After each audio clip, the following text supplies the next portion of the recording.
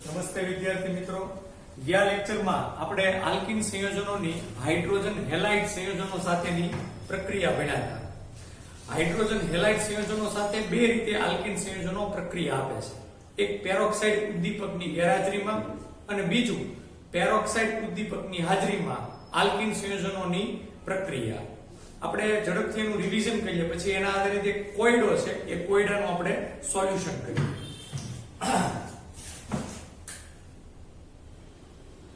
CH3 CH double bond CH2 આ મેં અસમિતીય alkene propyne લખેલો છે. હવે સમમિતીય અને અસમિતીય આલ્કીન કોને કહેવાય એ મેં ગયા લેક્ચરમાં તમને સમજાવેલું છે, એટલે એના વિશે તમને ખ્યાલ છે. પ્રોપીનની આપણે HBr સાથે પ્રક્રિયા કરીએ. HBr એટલે હાઇડ્રોજન બ્રોમાઇડ સાથે પ્રક્રિયા. હવે બે પરિસ્થિતિ આપણે વિચારીએ. ધારો કે પહેલી પરિસ્થિતિ એ પેરોક્સાઇડ ઉદ્દીપકની ગેરહાજરીમાં છે. જો હાઇડ્રોજન બ્રોમાઇડની અસમિતીય આલ્કીન સાથે પેરોક્સાઇડ ઉદ્દીપકની ગેરહાજરીમાં પ્રક્રિયા થાય તો આપણે ગયા લેક્ચરમાં ભણ્યા એમ માર્કોની કોનો નિયમ લાગુ પડે. અને આ માર્કોની કોના નિયમ પ્રમાણે જે ઋણ આયન છે એટલે કે Br- આયન એ દ્વિબંધ ધરાવતા ઓછા હાઇડ્રોજન ધરાવતા કાર્બન સાથે જોડાશે. એટલે આ Br- આયન એ આ ઓછા હાઇડ્રોજન ધરાવતા કાર્બન એટલે વચ્ચેના કાર્બન હારે જોડાશે અને હાઇડ્રોજન છે અહીંયા જોડાશે. આપણને નિપજ મળશે CH3 CH Br CH3. આનું નામ 2-bromo પ્રોપેન મળે છે. વધુ પ્રમાણમાં મળે છે. 1-bromo પ્રોપેન પણ નિપજ મળે, પણ એની માત્રા ખૂબ જ ઓછી હોય. અથવા એમ પણ કહી શકાય કે 2-bromo પ્રોપેન એ આમાં મુખ્ય નિપજ છે. હવે આપણે બીજી કન્ડિશન વિચારીએ. HBr સાથેની પ્રોપીનની પ્રક્રિયા પણ આ વખતે પેરોક્સાઇડ ઉદ્દીપકની હાજરી લઈએ. પેરોક્સાઇડ જો પેરોક્સાઇડ ઉદ્દીપકની હાજરીમાં આ પ્રક્રિયા થતી હોય તો માર્કોનિકોનો નિયમ નહીં પણ પ્રતિ માર્કોનિકોનો નિયમ લાગુ પડશે.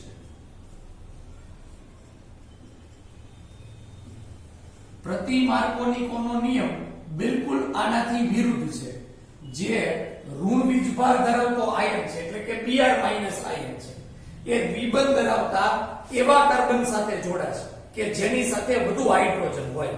તો આ દ્વિબંધ ધરાવતો એવો કાર્બન કે જે વધુ હાઇડ્રોજન ધરાવતો હોય એટલે એ આવડો હશે. તો Br- આની હારે જોડાય અને આપણને નિપજ આપશે CH3 CH2 CH2 Br એટલે કે 1-bromo પ્રોપેન મળે છે. HBr નો હાઇડ્રોજન એને મેં બીજા કાર્બન હારે જોડેલો છે. તો આ રીતે આપણે માર્કોનિકો અને પ્રતિ માર્કોનિકોના નિયમથી અલગ અલગ પ્રકારની નિપજો આપી શકીએ છીએ. એક બીજી વસ્તુ મેં ગયા લેક્ચરમાં તમને કીધું હતું એમ પેરોક્સાઇડ ઉદ્દીપકની હાજરીમાં જ્યારે આપણે પ્રક્રિયા કરીએ ત્યારે હાઇડ્રોજન બ્રોમાઇડ જ ફરજિયાત લેવાનું, તો જ એ પ્રતિ માર્કોનિકોના નિયમને આધારે આપણને નિપજ આપે. એનું કારણ HBr સિવાયના જે બાકીના બે ઓલા છે હાઇડ્રોજન ક્લોરાઇડ અને હાઇડ્રોજન આયોડાઇડ એના બંધ પ્રમાણમાં થોડા મજબૂત હોવાને કારણે પેરોક્સાઇડ ઉદ્દીપકની હાજરીમાં એના બંધ તૂટતા નથી. એના કારણે થઈને એમાં સામાન્ય રીતે પ્રતિ માર્કોનિકોના નિયમના આધારે પ્રક્રિયા નહીં થાય. માત્ર HBr જ પ્રતિ માર્કોનિકોના નિયમના આધારે પેરોક્સાઇડ ઉદ્દીપકની હાજરીમાં પ્રક્રિયા આપે છે. હવે કોયડા નંબર 13.2 છે. એમાં તમને આ બે નિયમોનો ઉપયોગ કરીને નિપજ શોધવાનું કીધું છે. તો આપણે કોયડા નંબર 13.2 સોલ્વ કરીએ. એમાં તમને આપેલું છે કે હેક્સ1-in ની HBr સાથેની પ્રક્રિયા. હેક્સ1-in પહેલા તો હું અહીંયા આગળ એ સંયોજન લખી નાખું. CH3 CH2 CH2 CH2 CH double bond CH2 1 2 3 4 5 અને 6 કાર્બન અને એમાં પહેલા કાર્બન ઉપર દ્વિબંધ છે એટલે આ 6 કાર્બન ધરાવતો આલ્કીન હેક્સ1-in. હેક્સ1-in હવે એમાં બે પરિસ્થિતિ આપણને કીધી છે. પેરોક્સાઇડ ઉદ્દીપકની હાજરીમાં પ્રક્રિયા થાય તો નિપજ કઈ મળે, અને બીજું પેરોક્સાઇડ ઉદ્દીપકની ગેરહાજરીમાં પ્રક્રિયા થાય તો કઈ નિપજ મળે. આપણે બંને પરિસ્થિતિ છે એ વિચારવા પ્રયત્ન કરીએ.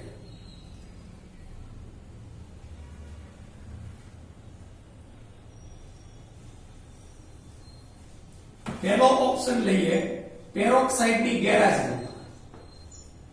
પેરોક્સાઇડની ગેરહાજરીમાં પ્રક્રિયા HBr સાથે થાય છે એટલે વત્તા અહીંયા લખી નાખું HBr. જો પેરોક્સાઇડની ગેરહાજરીમાં પ્રક્રિયા થતી હોય તો માર્કોનિકોનો નિયમ લાગુ પડશે એટલે આપણે લખી નાખીએ માર્કોનિકોનો નિયમ. એના આધારે જે ઋણ આયન છે એ દ્વિબંધ ધરાવતા અને ઓછા હાઇડ્રોજન ધરાવતા કાર્બન સાથે જોડાશે એટલે બ્રોમિન અહીંયા બીજા કાર્બન હારે જોડાશે, હાઇડ્રોજન પહેલા કાર્બન હારે જોડાશે.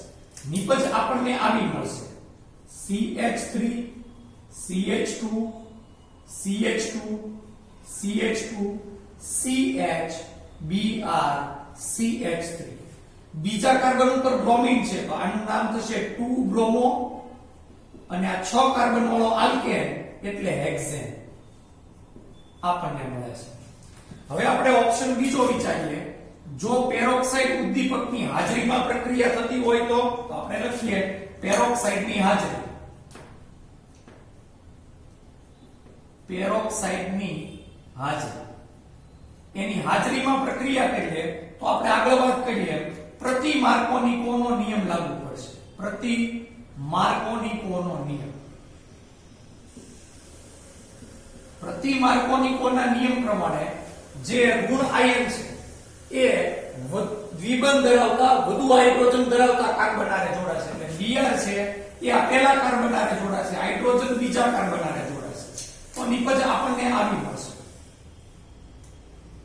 CH3 CH2 CH2 CH2 CH2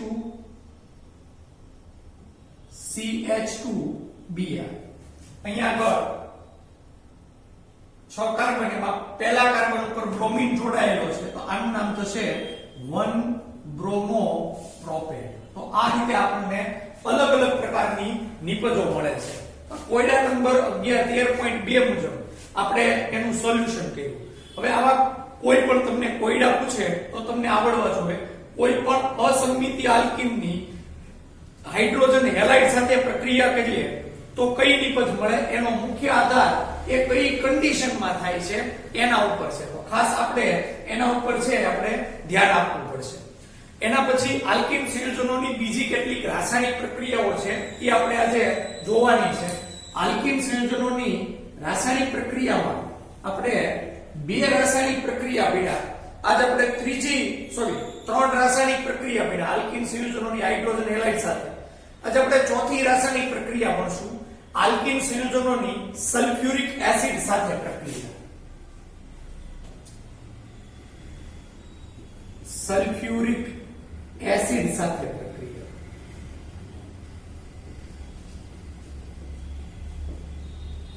alkene સંયોજનોની જ્યારે સલ્ફ્યુરિક એસિડ સાથે પ્રક્રિયા થાય ત્યારે એ ઇલેક્ટ્રોન અનુરાગી યોગશીલ પ્રક્રિયા થાય. જે રીતે આ ઇલેક્ટ્રોન અનુરાગી યોગશીલ પ્રક્રિયા માર્કોનિકોના નિયમ મુજબ મળે છે અને માર્કોનિકોના નિયમને આધારે નિપજ મળશે. આપણે અહીંયા લખી નાખીએ ઇલેક્ટ્રોન અનુરાગી યોગશીલ પ્રક્રિયા અને આગળ મેં ચર્ચા કરી એમ માર્કોનિકોનો નિયમ ને આધારે પ્રક્રિયા થશે. પ્રક્રિયા સમજીએ તો બધું ખ્યાલ આવે. આલ્કીન લઉં CH2 દ્વિબંધ CH2 બે કાર્બન ધરાવતો આલ્કીન ઈથી આ સમમિતિ આલ્કીન છે એટલે આમાં આપણે માર્કોનિકોના નિયમની જરૂર નહીં પડે, લગાડવાની જરૂર છે. એની સલ્ફ્યુરિક એસિડ સાથે પ્રક્રિયા H2SO4. હવે ખાસ જોવાનું છે કે સલ્ફ્યુરિક એસિડ છે ને એમાં બે પ્રકારના આયનો છૂટા પડશે. એસિડ છે એટલે એસિડ હોવાને કારણે એક તો H+ આયન છૂટો પડે. H2SO4 માંથી H+ ને કાઢી નાખો તો બાકીનો ભાગ બધો એ ઋણ આયન HSO4- આયન એ છૂટો પડે. આ રીતે H પ્લસ હાઇડ્રોજન પહેલા કાર્બન આરે જોડીએ, HSO4 બીજા કાર્બન આરે જોડીએ તો આપણને આવી નિપજ મળશે. CH3 CH2O SO2 OH. આ મેં HSO4 જ લખેલું છે પણ ઈ જુદી રીતે લખેલું છે કારણ કે કાર્બન સાથે ઓક્સિજન જોડાયેલો છે એટલે મારે ઓક્સિજન લખવો પડે, પછી SO2 OH આ રીતે આપણે લખી શકીએ. સલ્ફ્યુરિક એસિડ નું જે સ્ટ્રક્ચર છે એ મેં રેડોક્સ પ્રક્રિયામાં જ્યારે સલ્ફરનો ઓક્સિડેશન આંક શોધવાનો હોય ત્યારે મેં શીખવાડ્યું. તો એ સ્ટ્રક્ચરને આધારે માંથી હાઇડ્રોજન મેં દૂર કર્યો છે, OH નો હાઇડ્રોજન, અને બાકીનો ભાગ જોડેલો. તમે HSO4 લખો તોય વાંધો નહીં પણ આ બધું પરફેક્ટ કહી શકાય. હવે આનું નામ શું અહીંયા આગળ CH3CH2 એટલે આને બોલશું આપણે ઇથાઇલ. CH3CH2 CH3CH3 તો ઇથેન, એમાંથી એક હાઇડ્રોજન ઓછો કરીએ તો આલ્કાઇલ ઇથાઇલ. પછી અહીંયા હાઇડ્રોજન છે એની માટે હાઇડ્રોજન ઇથાઇલ હાઇડ્રોજન, અને બાકીનો ભાગ જુઓ SO2 O અને O એટલે એક સલ્ફર અને 4 ઓક્સિજન તો એને SO4 બોલાય. SO4 ને સલ્ફેટ બોલાય એટલે એનું નામ આપણે લખી નાખીએ સલ્ફેટ. તો આ રીતે ઇથાઇલ હાઇડ્રોજન સલ્ફેટ આપણને નિપજ મળે છે. હું રિપીટ કરી દઉં, CH3CH2 એટલે ઇથાઇલ, અહીંયા H એટલે હાઇડ્રોજન અને આ SO4 વાળો ભાગ એટલે સલ્ફેટ.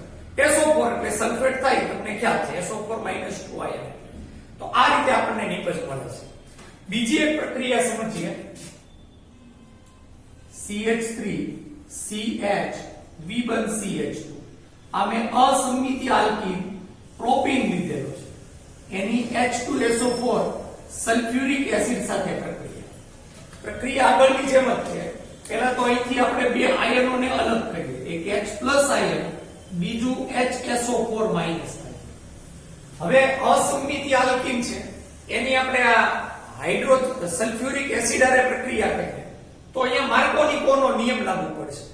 માર્કોનિકોના નિયમ પ્રમાણે જે ઋણ આયન છે એટલે કે HSO4- આયન છે એ દ્વિબંધ ધરાવતા અને ઓછા હાઇડ્રોજન ધરાવતા કાર્બન આરે જોડાશે. એટલે ઓછા હાઇડ્રોજન ધરાવતો કાર્બન એટલે આ બીજો કાર્બન HSO4 એની આરે જોડાશે અને H+ આની આરે જોડાશે. માર્કોનિકોના નિયમ મુજબ આપણને નિપજ મળશે આ CH3 CH CH3 અહીંયા O SO2 OH.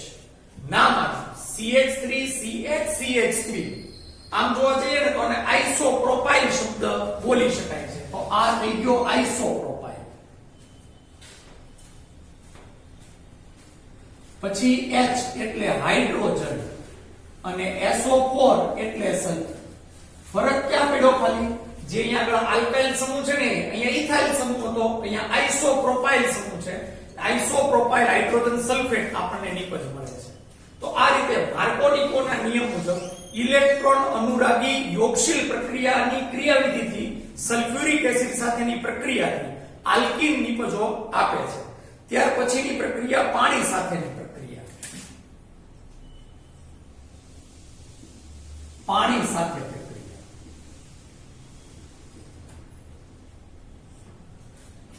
આલ્કીન સંયોજનોની જ્યારે આપણે પાણી સાથે પ્રક્રિયા કરીએ ત્યારે એ પણ પ્રક્રિયા આપણે આગળ વાત કરીએ ઇલેક્ટ્રોન અનુરાગી યોગશીલ પ્રક્રિયા થાય છે અને એમાં પણ માર્કોનિકોનો નિયમ માર્કોનિકોના નિયમના આધારે પ્રક્રિયા મળે છે.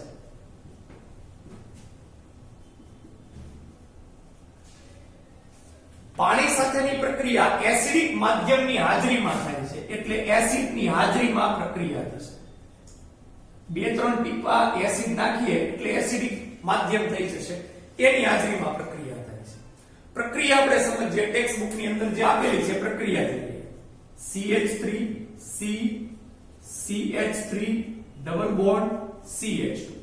અહીંયા જે મેં આલ્કીન લીધેલો છે અસંમિતીય આલ્કીન છે, કારણ દ્વિબંધ ધરાવતા બંને કાર્બન આરે જુદા જુદા સમૂહ જોડાયેલા છે. આ કાર્બન સાથે 2 મિથાઇલ અને આ કાર્બન સાથે 2 હાઇડ્રોજન. આનું નામ બહુ સિમ્પલ નામ છે, અહીંથી ક્રમ આપીએ. દ્વિબંધ ધરાવતા કાર્બનનો ક્રમ ઓછામાં ઓછો, તો બીજા કાર્બન હારે મિથાઇલ જોડાણું છે એટલે 2 મિથાઇલ અને 3 કાર્બન વાળો આલ્કીન એટલે પ્રોપીન. પ્રોપોલિન પણ લખી શકો, પ્રોપીન પણ લખી શકો. એની પાણી સાથે પ્રક્રિયા પ્લસ H2O. પ્રક્રિયા મેં તમને કીધું એમ એસિડિક માધ્યમની હાજરીમાં એટલે H+ લખીએ. હવે માર્કોનિકોના નિયમના આધારે પ્રક્રિયા થશે એટલે પાણીમાં રહેલ ઋણ આયન આપણને ખબર હોવી જોઈએ. આ પાણીમાંથી એક H+ આયન અને એક OH- આયન છૂટો પડે. ઋણ આયન OH- આયન. માર્કોનિકોના નિયમ પ્રમાણે જે ઋણ આયન છે એ દ્વિબંધ ધરાવતા ઓછા હાઇડ્રોજન ધરાવતા કાર્બન હારે જોડાય. અહીંયા આગળ દ્વિબંધ ધરાવતો કાર્બન 2 હાઇડ્રોજન ધરાવે અને આ બીજો દ્વિબંધ ધરાવતો કાર્બન એક પણ હાઇડ્રોજન ધરાવતો નથી. એટલે OH- આ બીજા કાર્બન હારે અને H+ છે એ આ પહેલા કાર્બન હારે જોડાશે. નિપજ આવી મળશે CH3 C CH3 OH CH3. આ OH એટલે આલ્કોહોલ નિપજ આપે છે. યાદ રાખવાનું આલ્કીન સંયોજનો પાણીની સાથેની પ્રક્રિયાથી આલ્કોહોલ નિપજ આપે છે. પ્રક્રિયાનું આપણે આ નિપજનું નામ આપીએ 1 2 અને 3 કાર્બન. બીજા કાર્બન સાથે મિથાઇલ એટલે આનું નામ આપણે આપશું 2 મિથાઇલ. 3 કાર્બનની શૃંખલા પ્રોપેન અને એમાં બીજા કાર્બન હારે OH એટલે 2 ઓલ નિપજ મળે છે. 2 મિથાઇલ પ્રોપેન 2 ઓલ આપણને નિપજ મળે છે. તો આ રીતે પાણી સાથેની પ્રક્રિયાથી આપણને આલ્કોહોલ નિપજ આપે છે. એ ખાસ તમારે યાદ રાખવાનું છે. એના પછીની છઠ્ઠી પ્રક્રિયા આલ્કીન સંયોજનોનું ઓક્સિડેશન. હવે આ ઓક્સિડેશન છે ને એ બે જુદી જુદી રીતે કરી શકાય છે. એટલે જુદા જુદા માધ્યમમાં ઓક્સિડેશન થી જુદા જુદા પ્રકારની આપણને નિપજ મળે છે. પહેલું આપણે માધ્યમ વિચારીએ. આલ્કીન સંયોજનો ઠંડા અને મંદ KMnO4 ના જલીય દ્રાવણ વડે ઓક્સિડેશન પામે. ઠંડા મંદ KMnO4 એટલે પોટેશિયમ પરમેંગનેટ નું જલીય દ્રાવણ. આ ઠંડા મંદ KMnO4 નું જે જલીય દ્રાવણ છે એને બેયર પ્રક્રિયક બોલાય છે. ખાસ યાદ રાખવાનું છે. બેયર પ્રક્રિયક કોને કહેવાય તો યાદ રાખવાનું છે. એની હાજરીમાં ઓક્સિડેશન કરીએ તો આપણને અહીંયા આગળ ગ્લાયકોલ નિપજ મળે છે. નિપજ ગ્લાયકોલ મળે છે. ગ્લાયકોલ નો અર્થ થાય 2 OH ધરાવતો આલ્કોહોલ. એટલે એવો આલ્કોહોલ કે જેમાં 2 પડોશી કાર્બન ઉપર એક OH હોય એટલે ટૂંકમાં 2 OH હોય એવો આલ્કોહોલ એને ગ્લાયકોલ નિપજ કહેવામાં આવે છે. કઈ રીતે પ્રક્રિયા થાય એ સમજીએ. દાખલા તરીકે CH2 double bond CH2 ethene એની આપણે ઓક્સિડેશન પ્રક્રિયા KMnO4 ની જલીય દ્રાવણની હાજરીમાં કરવાની. એટલે આ પ્રક્રિયામાં પાણી અને ઓક્સિજન એ બંને ભાગ લેશે. H2O વત્તા O એ લખી નાખો KMnO4. પ્રક્રિયા ખૂબ નીચા તાપમાને થાય 273 કેલ્વિન તાપમાન. એટલા માટે ઠંડા મંદ KMnO4 ની હાજરીમાં પ્રક્રિયા કીધેલી છે. હવે પ્રક્રિયા કેવી રીતે થશે સમજો બરોબર. અહીંયા તમે જુઓ 2 હાઇડ્રોજન છે અને આ 2 ઓક્સિજન છે. 2 હાઇડ્રોજન અને 2 ઓક્સિજન એટલે OH વત્તા OH આવી રીતે હું લખી શકું. અહીંયા એક OH સમૂહ ઈ પહેલા કાર્બન હારે જોડાશે અને બીજો OH સમૂહ એ બીજા કાર્બન હારે જોડાશે. એટલે દ્વિબંધ ધરાવતા જે 2 કાર્બન છે એની સાથે OH સમૂહ જોડાશે. CH2OH CH2OH. આ જે નિપજ મળી એ નિપજને ગ્લાયકોલ નિપજ તરીકે ઓળખવામાં આવે છે. જે મેં અહીંયા લખેલું છે ગ્લાયકોલ નિપજ તરીકે ઓળખાય. જો 2 પડોશી કાર્બન ઉપર એક OH હોય તો એને ગ્લાયકોલ તરીકે ઓળખવામાં આવે છે. આપણે આની પહેલા ડાયહેલાઇડના પ્રકાર પણ ભણી ગયા. તો એમાં 2 પડોશી કાર્બન ઉપર એક સરખા એક હેલોજનના પરમાણુ હોય તેને વિઝિનલ ડાયહેલાઇડ બોલતા હતા. એમાંને ગ્લાયકોલ બોલવામાં આવે. નિપજનું IUPAC નામ આ રીતે આપી શકાય. કાર્બનનો ક્રમ આપી દઈએ. 2 કાર્બન એટલે ઇથેન. એમાં પહેલા અને બીજા કાર્બન ઉપર OH છે. OH માટે ઓલ પ્રત્યય લાગે, બે OH છે તો ડાયોલ પ્રત્યય લાગશે, ડાય વત્તા ઓલ એટલે ડાયોલ. ઇથેન 1,2 ડાયોલ અથવા એને ઇથિલિન ગ્લાયકોલ તરીકે પણ ઓળખવામાં આવે છે. તો ઓક્સિડેશન ઠંડા મંદ KMnO4 વડે આપણે કહીએ તો આ પ્રકારની નીપજ મળે છે. હવે બીજા પ્રકારનું ઓક્સિડેશન, આ જે ઓક્સિડેશન છે એને આપણે A નામ આપીએ. બીજા પ્રકારનું ઓક્સિડેશન જેમાં આપણે માધ્યમ થોડું બદલીએ. માધ્યમ આપણે લઈએ એસિડિક KMnO4 અથવા એસિડિક પોટેશિયમ ડાયક્રોમેટ K2Cr2O7 ની હાજરીમાં પ્રક્રિયા.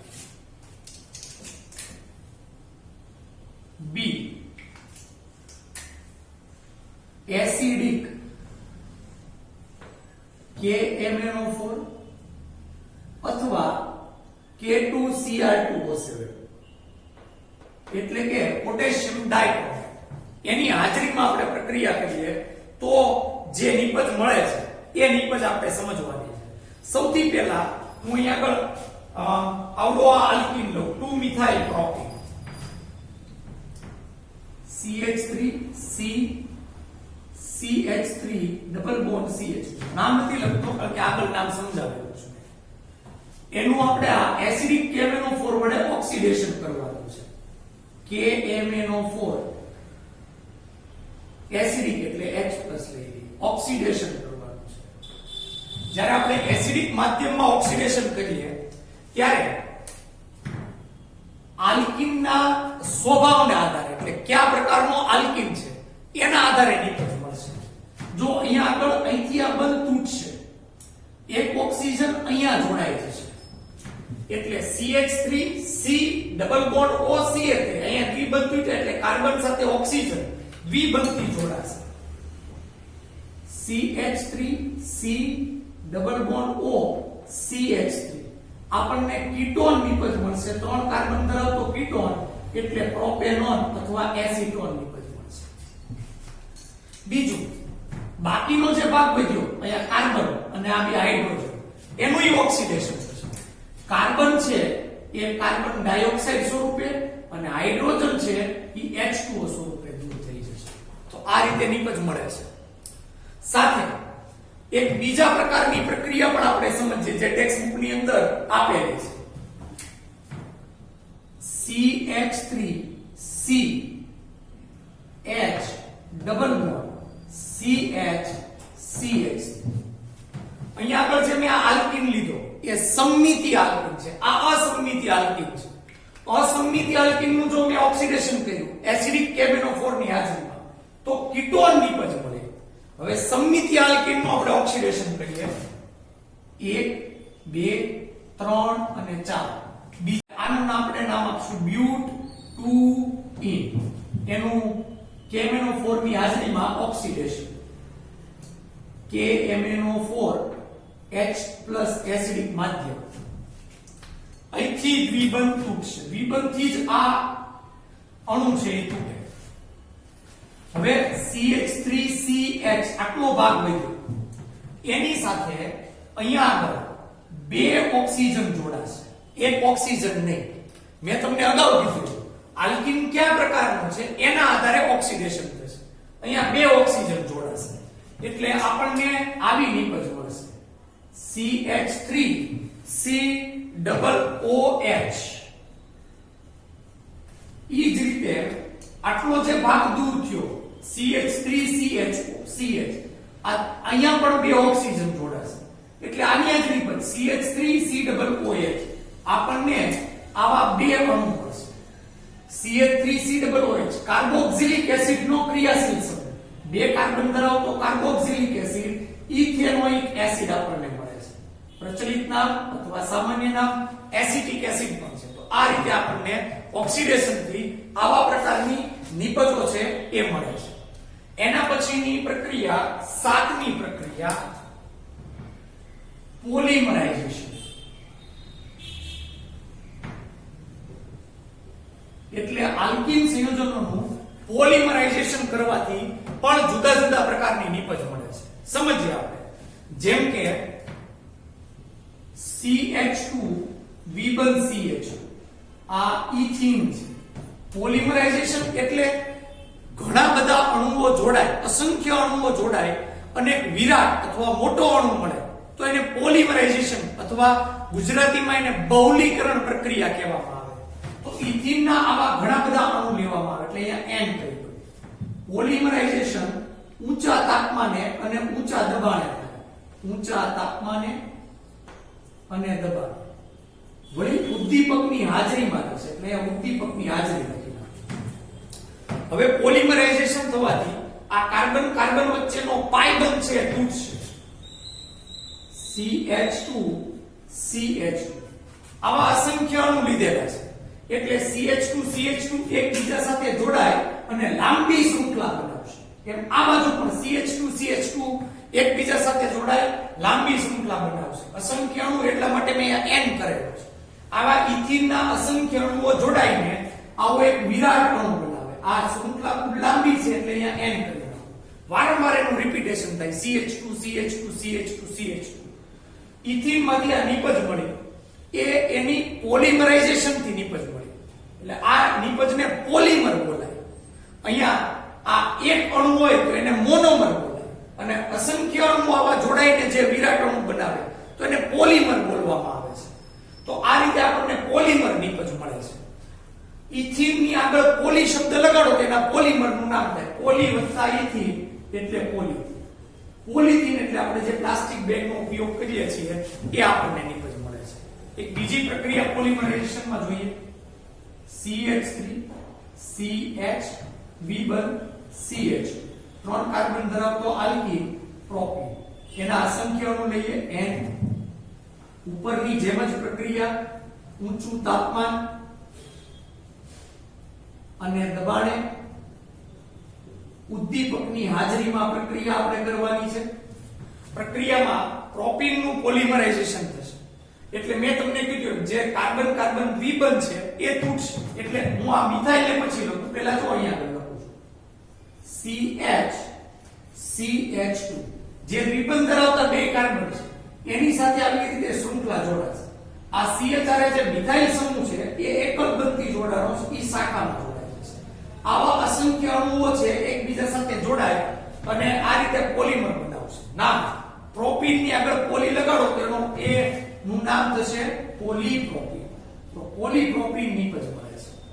આ રીતે ઇથિનના પોલિમરાઇઝેશન થી પોલિથીન અને પ્રોપીનના પોલિમરાઇઝેશન થી પોલીપ્રોપીન છે નિપજ મળે છે. આ બંને પોલિમર છે એનો અત્યારે હાલના સમયમાં જેને આપણે પ્લાસ્ટિક કહીએ છીએ એના માટે ખૂબ જ ઉપયોગ થાય છે પણ એ પર્યાવરણને ખૂબ જ પ્રદૂષણ કરે છે.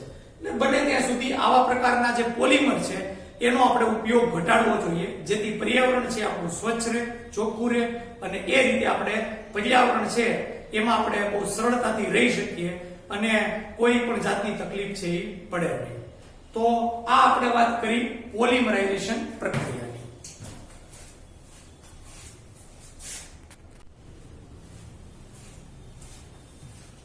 ઓકે, આગળ આપણે ચર્ચા કરીએ આલ્કીન સંયોજનોની જે રાસાયણિક પ્રક્રિયા છે એમાં છેલ્લા પ્રકારની રાસાયણિક પ્રક્રિયા જેની આપણે હવે ચર્ચા કરવાની છે અને ખૂબ જ અગત્યની રાસાયણિક પ્રક્રિયા છે આલ્કીન સંયોજનોનું ઓઝોનાલિસિસ.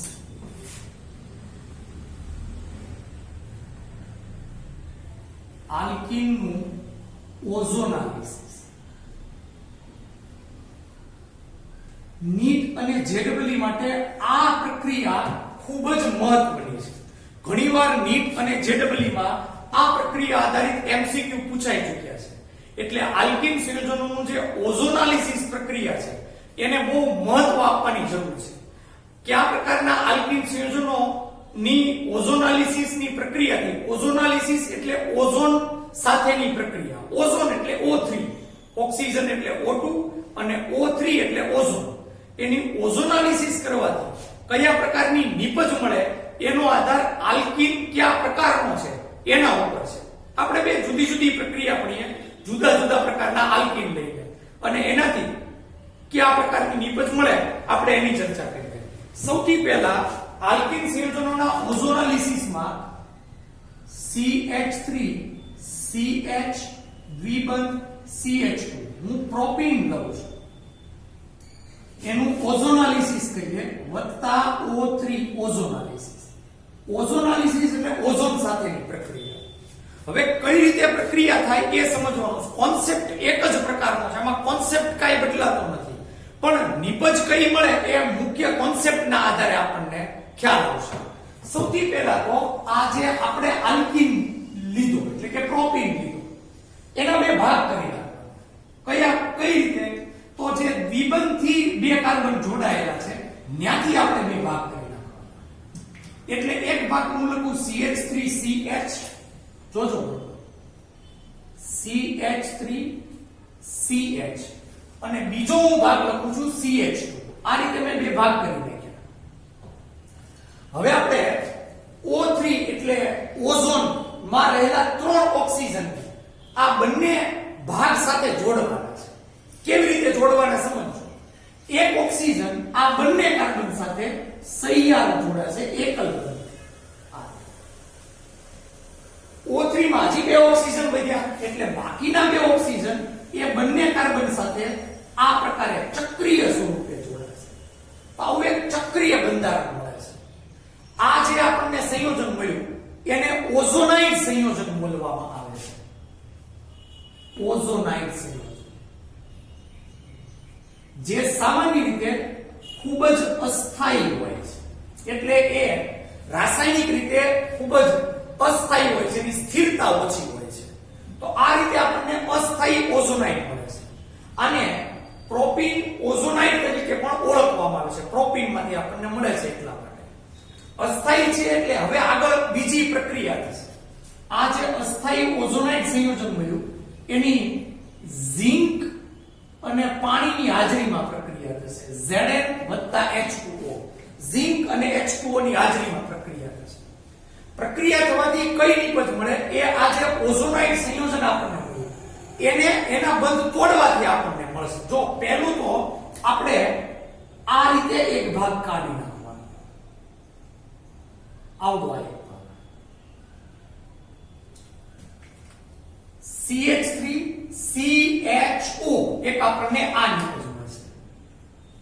CH3CHO, CHO એટલે આલ્ડીહાઇડ સમૂહ. બે કાર્બન ધરાવતો આલ્ડીહાઇડ ઇથેન વત્તા આલ એટલે ઇથેનાલ નિપજ મળશે. અથવા એનું પ્રચલિત નામ સામાન્ય નામ એસિટાલ્ડીહાઇડ પણ છે. તો એક આ નિપજ મળશે. બીજો ભાગ અહીંથી કાઢવાનો. આ બે હાઇડ્રોજન, એક કાર્બન અને એક ઓક્સિજન. રિપીટ, બે હાઇડ્રોજન, એક કાર્બન, એક ઓક્સિજન. એને હું આવી રીતે લખું છું વત્તા HCHO. આમ જોવા જાવ તો CH2O જ છે. બે હાઇડ્રોજન, એક કાર્બન અને એક ઓક્સિજન. CHO એટલે આલ્ડીહાઇડ, પણ આ એક કાર્બન ધરાવતો આલ્ડીહાઇડ છે એટલે આનું નામ આપશું એક કાર્બન મિથેન. આલ્ડીહાઇડમાં આલ પ્રત્યય લાગશે મિથેન, અથવા એનું સામાન્ય નામ ફોર્માલ્ડીહાઇડ છે. તો આ રીતે આપણને એક ઇથેનાલ અને એક મિથેનાલ નિપજ મળતી હોય છે. બાકી જે ઓક્સિજન વધ્યો આમ જોવા જઈએ તો એ લખવાની જરૂર નથી, પણ આ એક ઓક્સિજન વધ્યો એ H2O આરે જોડાય અથવા ઝિંક આરે જોડાય, ઝિંક ઓક્સાઇડ સ્વરૂપે દૂર થઈ જાય છે. તો એ ઓક્સિજન છે એને આપણે બહુ વાતચીત કરવાની નથી, પણ બાકીના આ ઓઝોનાઇડના થી આ જે મુખ્ય બે નિપજો મળે છે આપણે એની ચર્ચા કરવાની છે. એના પછી એક વધારાનું હજી ઉદાહરણ લઈએ તો વધુ ખ્યાલ આવે. CH3C CH3 double bond CH2. સંયોજનનું નામ હમણાં જ આપણે ભણ્યા 1 2 અને 3 કાર્બન. બીજા કાર્બન આરે મિથાઇલ એટલે પહેલા એનું નામ આપણે 2 મિથાઇલ. 3 કાર્બન વાળો આલ્કીન એટલે પ્રોપેન. ઓઝોન સાથેની પ્રક્રિયા O3. કોન્સેપ્ટમાં કોઈ ચેન્જ નહીં, કોન્સેપ્ટ એનો એ છે. પહેલા તો આપણે જે આપણને આલ્કીન આપેલો છે એના બે ભાગ કરવાના છે. ક્યાંથી બે ભાગ કરવાના? મેં કીધું એમ દ્વિબંધથી બે ભાગ કરવાના. એટલે CH3C CH3 એક આવડો આ ભાગ છે એ બધું લખી નાખો. CH3 CH3 આ કાર્બન આરે બે મિથાઇલ જોડાણા છે. આવડો મેં થોડો અલગ રીતે લખેલો. બીજો ભાગ આ CH2 નો ભાગ CH2. ઓકે, બે ભાગ કરી નાખ્યા. હવે આપણે 3 ઓક્સિજન ને જોડવાના. આગળ આપણે ઓઝોનાઇડ બનાવ્યા એક ઓક્સિજન ને આ બંને કાર્બન આ એકલ બનતી સંયોજક જોડવાના અને બીજા બે ઓક્સિજન ને આ રીતે ચક્રીય સ્વરૂપે જોડવાના. આ થઈ ગયો ઓઝોનાઇડ અસ્થાયી. નામ મતલબ તો અસ્થાયી ઓઝોનાઇડ આપણને મળે છે. હવે આ અસ્થાયી હોવાને કારણે એની આગળ પ્રક્રિયા કરશું આપણે ઝિંક અને પાણી વડે વત્તા H2O પ્રક્રિયાથી ઓઝોનાઇડના બે ભાગ કરવાના. કઈ રીતે બે ભાગ કરવાના અગાઉ સમજાવ્યું એમ. એ એક તો આવડો આવા જો અહીંયા આગળ ભાગ કઈ રીતે કરવાની ખબર હોય છે. આવડો આવા તો શું વધ્યું CH3 CO CH3 CH3 CO CH3 CO એટલે કાર્બન અને ઓક્સિજન દ્વિબંધી જોડાણો કીટોન સમૂહ છે. 3 કાર્બન ધરાવતો કીટોન 3 કાર્બન એટલે પ્રોપેન અને કીટોનમાં ઓન પ્રત્યય લાગે પ્રોપેનોન નિપજ મળે છે. સામાન્ય નામ એસિટોન છે. તો આ રીતે આપણને એક તો કીટોન નિપજ મળે છે. બીજો ભાગ જે રીતે અહીંથી આ રીતે તોડ્યો એમ આ ઓઝોનાઇડ ને કેવી રીતે તોડવાથી નિપજ મળે એ ખાસ તમને આવડવું જોઈએ. બીજો ભાગ CH2O આની જેમ જ છે તો નિપજ એ જ મળશે એટલે અહીંયા બીજી નિપજ મળશે HCHO જે અગાઉ મળી હતી એમ મિથેન. તો જો અલગ અલગ પ્રકારની નિપજ મળે છે. જ્યારે આપણે પ્રોપીન લઈએ આલ્કીન તો એમાં બંને આલ્ડીહાઇડ નિપજ મળે છે ઇથેનોલ અને મિથેનોલ. પણ આપણે જ્યારે 2 મિથાઇલ પ્રોપીન લીધો તો આપણને એક કીટોન અને એક આલ્ડીહાઇડ નિપજ મળે છે. એટલે જ મેં કીધું કે જ્યારે આપણે ઓઝોન સાથેની પ્રક્રિયા કરીએ આલ્કીન સંયોજનોની ત્યારે આલ્કીન સંયોજન કયા પ્રકારનું છે એના આધારે નિપજ મળે. પણ નિપજ બે જ પ્રકારની હોય. કા આલ્ડીહાઇડ નિપજ મળે કા કીટોન નિપજ મળે અથવા બંને આલ્ડીહાઇડ કે બંને કીટોન નિપજ મળતી હોય છે.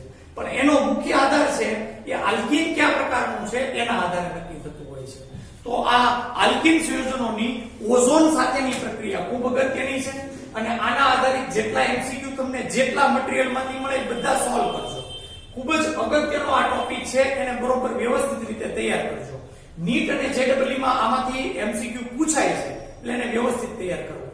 તો આલ્કીન સંયોજનોની જે રાસાયણિક પ્રક્રિયા હતી અહીં આગળ આપણે કમ્પ્લીટ કરીએ છીએ અને હાઇડ્રોકાર્બનનો બીજો પ્રકાર આલ્કીન સંયોજન એ પણ આપણે એને કમ્પ્લીટ કરીએ છીએ. આવતા લેક્ચરમાં આપણે હાઇડ્રોકાર્બનનો ત્રીજો પ્રકાર જેમાં કાર્બન કાર્બન 3 બંધ છે આલ્કાઇન સંયોજનો આપણે એની ચર્ચા કરશું. આવજો.